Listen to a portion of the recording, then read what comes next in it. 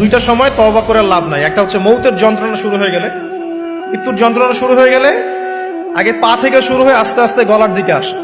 হাদিসে যেমনটা এসেছে, সূরা ওয়াকিয়ার মধ্যেও আছে যে পায়ের দিক থেকে যন্ত্রণা শুরু হয়ে আস্তে আস্তে আস্তে আস্তে এই গলার দিকে আসে, এবং আত্মাটা গলার এখানে যখন চলে আসে, এখান থেকে মালাকুল মউত আত্মাটাকে নিয়ে চলে যায়।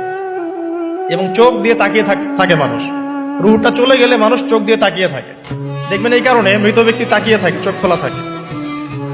এবং তখন আসমান থেকে সিঁড়ি নামিয়ে দেওয়া হয়, ওই সিঁড়িতে করে আত্মা চলে যাচ্ছে, ও তাকিয়ে দেখে যে আত্মা চলে যাচ্ছে।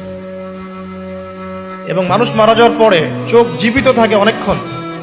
মেডিকেল সায়েন্স যারা পড়েছে তাদেরকে জিজ্ঞাসা করবে, মানুষ ডেড হয়ে গেলেও চোখ দেখবেন আরো কয়েক ঘন্টা, হয়তো আরো নির্দিষ্ট একটা সময় পর্যন্ত চোখটা কিন্তু জীবিত থাকে।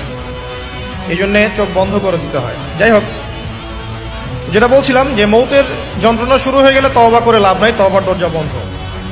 আর পশ্চিম দিক থেকে সূর্য উঠে গেলে তওবা করে লাভ নাই, তওবার দরজা বন্ধ।